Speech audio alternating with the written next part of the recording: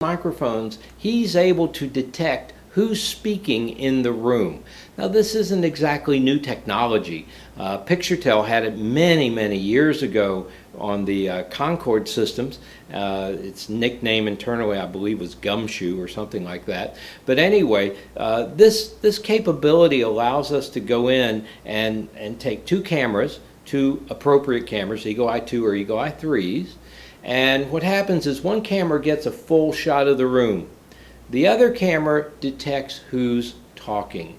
Now, years ago, they did pretty good, but if you happen to be next to a shiny wall, the system would try to hunt and try to figure out, is it you talking or is it the wall talking? Because the audio was reflecting off the wall.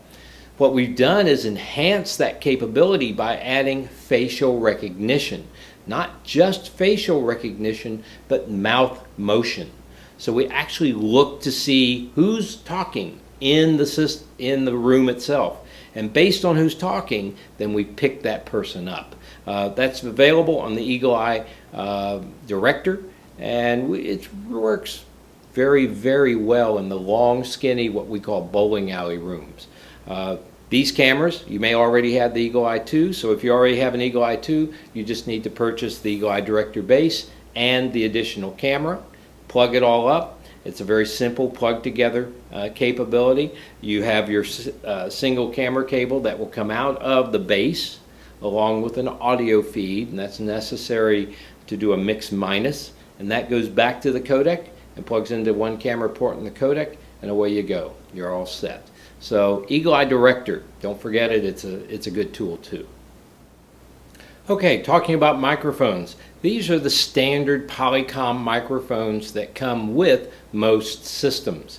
The 8006, the 8000 series, the 7000 series, the 6000 series will normally come with them. The 6000 may not if you order the Eagle Eye View camera that we talked about just a few minutes ago, because that microphone is embedded in the camera. The Eagle Eye, or the HDX 9000, you specifically order what you want from a standpoint of cameras and microphones, since it's pretty much an integrator box. So these microphones, these are our standard issue Polycom microphones. They kind of look like their big brother, the IP7000. They have a mute button in the middle. They are plugged in from the bottom, okay, or from the side actually, and they are cascadable. So that means I can have one here, I can have one here, just as I have laid out here. I do have to have a cable in between them, of course. They are not wireless. And that allows us to have our audio. Now, all three of these have microphones in them, and they are gated microphones. That allows the system to control what audio it listens to, and tries to do that using audio techniques that we have developed. They are also boundary layer microphones, so they really are intended to be sitting on a hard surface, and that will improve the quality.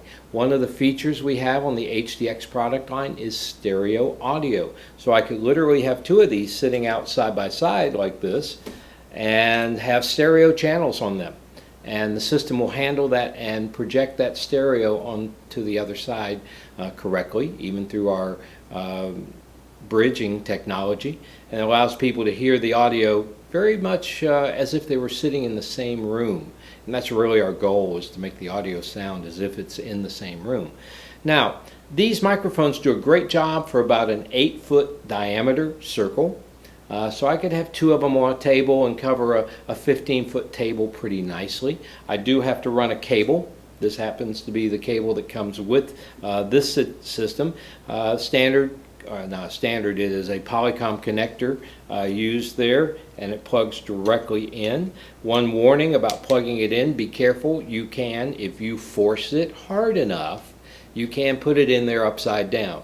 Fortunately, it doesn't do any permanent damage. Pull it out, plug it back in the right way. The first test I do when I plug them in to make sure they're working is I press the mute button, and the lights should turn red when they do. Now, the lights do turn green when we're in a call. And when we set the system up and do some calls, I'll show you examples of that. So I can plug that in and cascade it over to here if I want to, and have just one cable going back to the HDX. I could also have this guy's big brother, the IP7000 speakerphone, and he's about this big, and he looks very much like this, but he does have a key panel on him, and I can actually plug that into the HDX, and that key panel can actually dial the video call, and that speakerphone is good for in the neighborhood of about 16 to 20 feet in a circle. Okay, it's very, very sensitive. So for a large conference room, it may be very good. You can also cascade those speakerphones, so you could have two of them. So as you can see, that would cover a huge area. In a video call, it would use the microphones of that speakerphone, okay, to pick up the audio in the room, but the actual audio coming from the far end would still come from the video conferencing system and whatever audio system was plugged into their speakers or overhead speakers or whatever happens to be set up in the room itself. Now I have a third option. I have something called a ceiling mounted microphone. Oftentimes very useful where we have people who like to put lots of things in the room or set things on top of things. You've never been in like that. Have somebody put a piece of paper on top of a microphone and it gets all muddy and you can't, and you say, would you please move that piece of paper? Makes a tremendous difference. Makes it so the audio sounds better. With that paper on top, that's a problem. So what have we come up with? We have a ceiling mounted microphone that looks like a ball. Looks like a handball. It's about the size of a handball. And it actually goes up to the ceiling. We have two cables that can be bought with it. One cable that comes down 6 feet or 2 meters and one cable that comes down 2 feet. Okay, and you decide which one you need for the height of the room and where you want it to come down to in the room. The box itself that it plugs into is a Plentum rated box, and it comes with Plentum rated cables. So based on US fire laws, you can go ahead and throw it up there above the ceiling and it's not an issue, and you won't have the fire marshal coming after you saying you've got to get it out of the ceiling. Now you can mix those. You can have 2 of those or 3 of those, again within the limitations of the system itself, and as I mentioned, that's documented in the user's guide. You can mix both the tabletop and the ceiling microphones together if you want to in the same room. You need to look and see if that's appropriate for your room. Now those ceiling mounted balls or the ceiling mounted microphone have the same range issues that this guy does, about 8 to 10 feet. But he's also susceptible to HVAC noise or fans or things like that that might be blowing around the room. So as you're designing this and setting it up, keep that in mind as you're looking. Where are the HVAC ducts? I wouldn't necessarily want to mount this ball right next to the output of my air conditioning system. I might want to be over a couple panels away from it, just so that the audio is a little better. Ceiling mounted microphones are always a compromise. It means I don't have to worry about what's on the table. It means I can move my table anywhere I want to and still have audio. Now that being said, I still have to be facing that microphone to get good audio, like any good audio system. I have a microphone right down here that's picking me up, and it picks it up very well, and it's not very far away. If I put the same microphone 5 feet or 7 feet farther back, it'll sound a little more hollow. The advantage though is I don't have anything in the way. I can move anywhere I want. So ceiling mounted microphones can be very, very handy. Oftentimes you need to tune the room to go with that.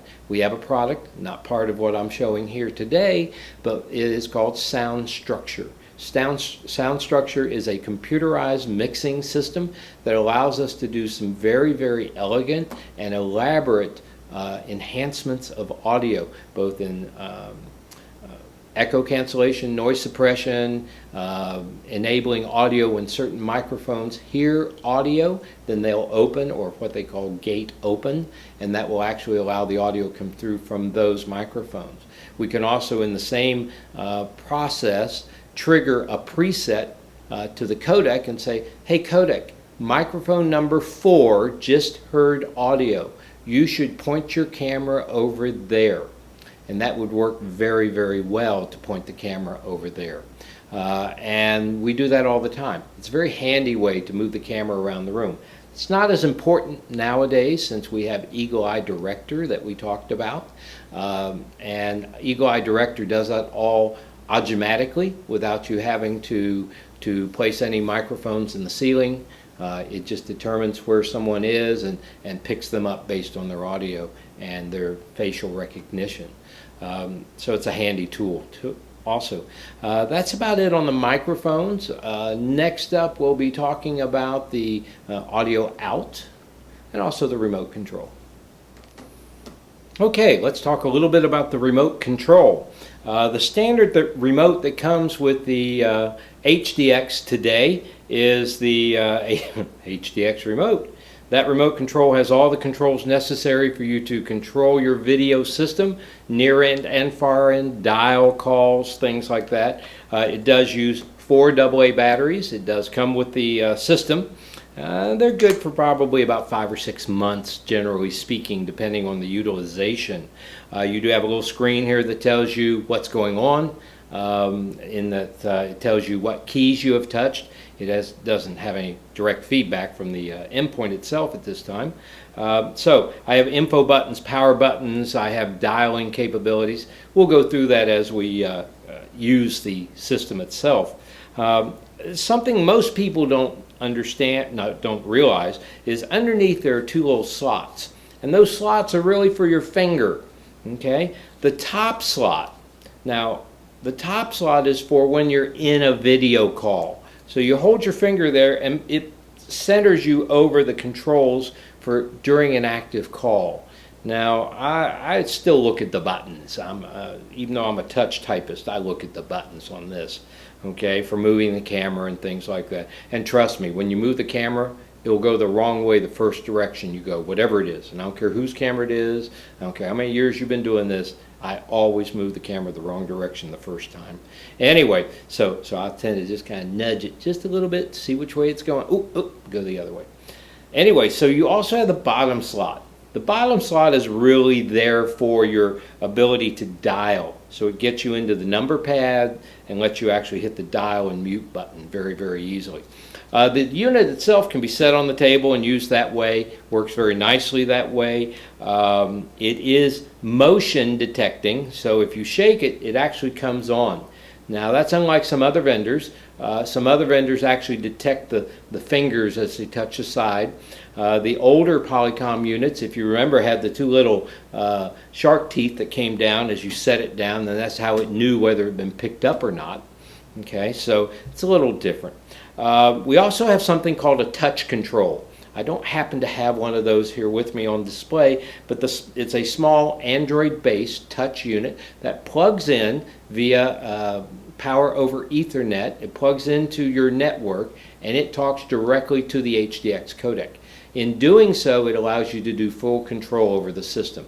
It's a very pretty system. It's a very slick way to control your video conferencing unit. You should take a look at one and see if it's an appropriate device in your environment. Now, there are some other devices that have been done. You can get applications for both Android and Apple to control via Wi-Fi your remote or your system if you want to. You can download those. These happen to be 2 examples that I did, and they're freebies. So feel free to download them and enjoy them. That's about it for remotes. Okay, now that we've talked about all the bits and pieces, let's see how it all fits together. Okay, I have my camera, my microphone and cable, I have my remote control, I have my HDX here, I have a monitor here for just plugging it into, and I have a speaker or an audio system sitting underneath the bench. I'm going to start from the bottom and work my way up. Just so you can see it better from the camera, and you'll see the install is really very, very easy to do. I'm going to start out, and the power's down here on the bottom. I'm going to skip him for right now. I'd rather plug in all the pieces before I give it power, just so that we know everything's good.